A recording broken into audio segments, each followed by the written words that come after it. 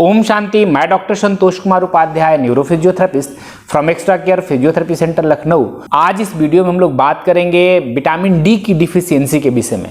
Because दोस्तों कई बार ऐसा होता है कि जब पेशेंट हमारे क्लिनिक पे आते हैं और बताते हैं कि नेक पेन हो रहा है, बैक पेन हो रहा है, हाथों में पेन हो रहा है, पैरों में दर्द हो रहा है, कमजोरी सी महसूस हो रही है, ऐसे कंडीशन में हमें ये डिसीजन लेना होता है कि प्रॉब्लम मैकेनिकल है या केमिकल से रिलेटेड है। इन दोनों का हमें ध्यान रखना होता है। तो दोस्तों इस वीडियो में हम लोग डिटेल बात करेंगे कि विटामिन डी के डिफिशियंसी के सिम्टम क्या है, इसका कारण क्या है, विटामिन डी किस तरीके से हमारे शरीर में काम करती है और उसका जो उपाय है दो तरीके से, एक डाइटरी हो गया और एक सनलाइट हो गया। सनलाइट लेना है तो किस तरह से सनलाइट लेना है, बच्चों को कितने देर के लिए सनलाइट लेना है, इसके अलावा महिलाओं में कितने देर के लिए सनलाइट लेना है, बुजुर्गों के लिए कितने देर के लिए सनलाइट लेना है। और दोस्तों ये भी ध्यान रखेंगे हम लोग कि सनलाइट लेते समय किन किन चीजों का हम ध्यान रखें। दोस्तों इस वीडियो में हम लोग ये भी डिटेल डिस्कस करेंगे कि विटामिन डी का जो टेस्ट होता है वो कैसे होता है, उसका क्या कॉस्ट होता है और उसके लिए क्या प्रिपरेशन करनी होती है। दोस्तों सबसे पहले बात करते हैं कि विटामिन डी होती क्या है। तो विटामिन डी को हम सनलाइट विटामिन भी बोलते हैं। और आज के समय में यदि मैं बोलूं कि हमारे बॉडी के हर सेल को विटामिन डी की ज़रूरत है।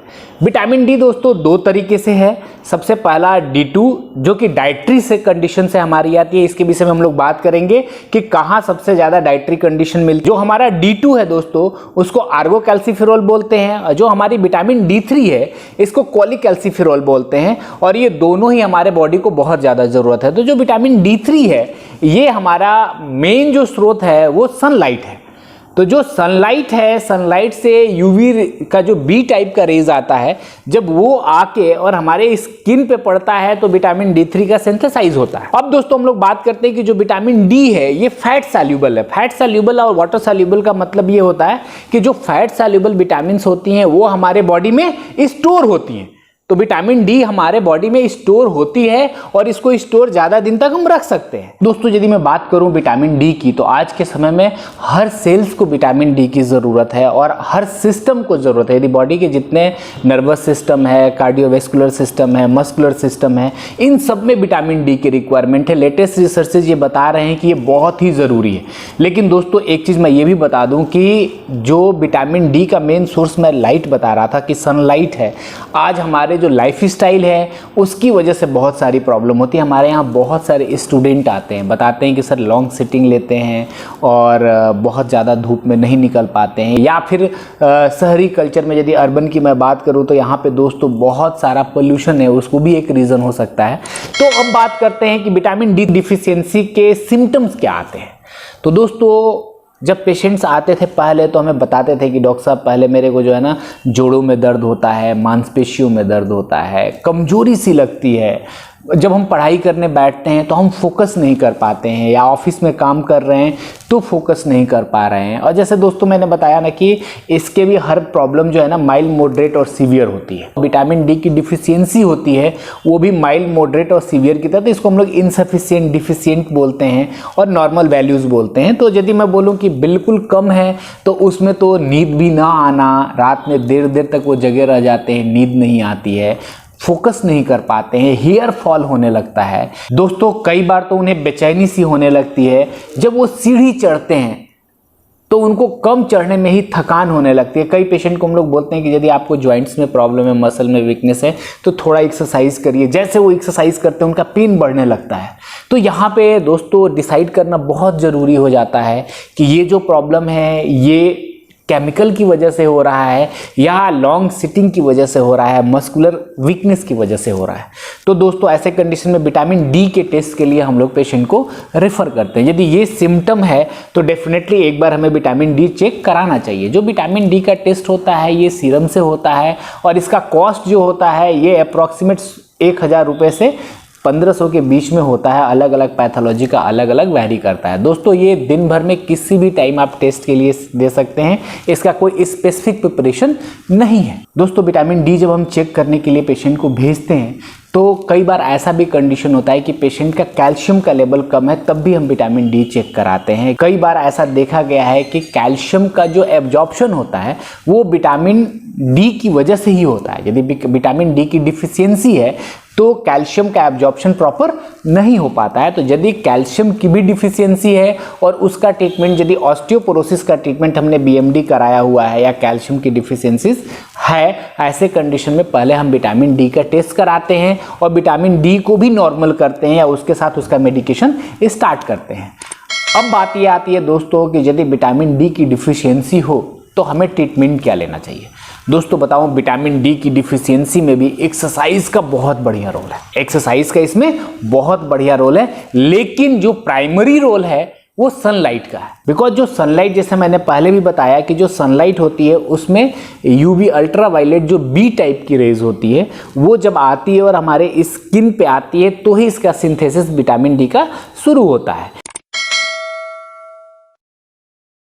तो दोस्तों कई ऐसे कारण होते हैं जिसकी वजह से कि हम सनलाइट के एक्सपोजर में होते तो हैं लेकिन हमें विटामिन डी नहीं मिल पाती है। जैसे कि सबसे पहली बात बताऊं कि आजकल जो अर्बन कल्चर में ग्लास का रोल है, आप देखेंगे ना शीशे, जो हर घर में शीशे लगे हुए हैं और हम लोग शीशे को खोलते नहीं है कि पोल्यूशन अंदर ना आए, बहुत ज़्यादा नॉइस ना आए, और हम लोग अंदर बैठ के सनलाइट लेते हैं। तो दोस्तों मैं आपको बताना चाहूँगा कि जो अल्ट्रावायलेट का बी टाइप का जो आते हैं सनलाइट, वो इस शीशे को पार नहीं कर पाता है। तो यदि आप ग्लास के अंदर ले रहे हैं तो आपको हीट तो मिलेगी, लेकिन रियल में विटामिन डी वाली जो धूप है वो आपको नहीं मिलेगी।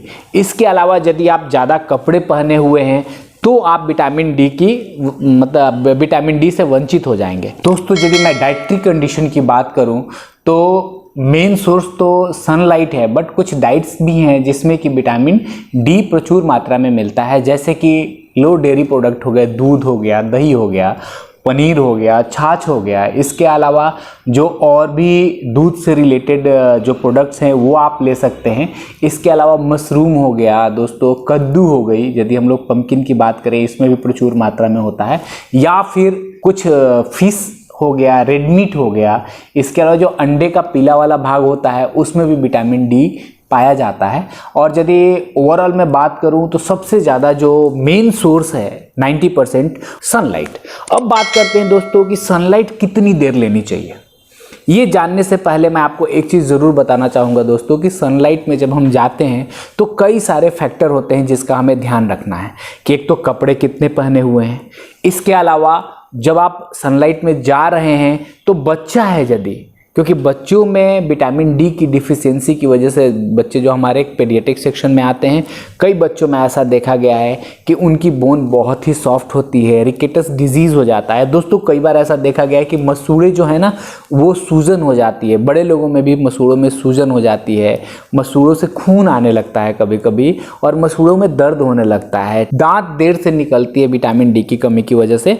तो यदि हम बच्चों को धूप में रख रहे हैं या प्रेग्नेंट लेडी को रख रहे हैं या फिर बुजुर्गों को रख रहे हैं, तो जो हमारे ओल्ड एज के लोग हैं, जो हमारे बुजुर्ग हैं, उनकी स्किन पतली हो जाती है, तो उनमें विटामिन डी3 का जो एब्जॉर्प्शन है वो थोड़ा सा कम हो जाता है कंपेयर टू एडल्ट। तो एक फैक्टर दोस्तों और मैं बताना चाहूँगा, जो हमारे स्किन में मेलिन होता है ना, जो हमारा कलर है, जैसे गोरे लोग हैं और थोड़े श्यावले लोग हैं, तो श्यावले लोगों में मेलिन का ज़्यादा होता है जिसकी वजह से एब्जॉर्प्शन कम होता है। तो इसको भी देखना है कि यदि आपका कलर फेयर है तो आपके लिए 10 मिनट से 15 मिनट इनफ है।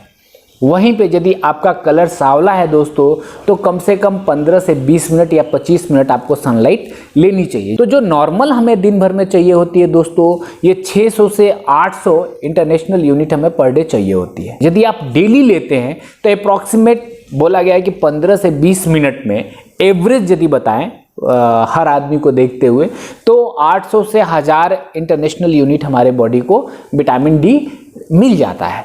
लेकिन दोस्तों इसमें यह भी है कि कम से कम हाथ और पैर ये दोनों खुले होने चाहिए, और इसके अलावा यदि बैक आपका ओपन है तो बैक ओपन कर सकते हैं या स्टमक का एरिया ओपन कर सकते हैं। यदि इतना एरिया ओपन है तो 15 मिनट से 20 मिनट आपके लिए इनफ है। अनदर वे दोस्तों, यदि केवल हाथ और पैर ओपन है तब तो कभी कभी आधे घंटे से 40 मिनट भी आपको सनलाइट लेना चाहिए। बट जैसे मैंने पहले बोला कि ग्लास के बाहर ही लेना है, ओपन में लेना है, ग्लास को पैक करके नहीं लेना है। एक चीज मैं और बता दूं कि यदि विटामिन डी की डिफिशियंसी होती है दोस्तों तो उसको चेक कराएं, सनलाइट लें, मेडिसिन तो आप लें लेकिन मेडिसिन के अलावा सनलाइट जरूर लें, डाइट में सुधार जरूर करें। बिकॉज कुछ ऐसे फ्रूट्स भी हैं जैसे कि ऑरेंज वगैरह हो गया, उससे भी काफी अच्छा विटामिन डी का स्रोत माना गया है। तो दोस्तों आई होप ये वीडियो आपको पसंद आएगा। Thank you for watching this video. Bye bye.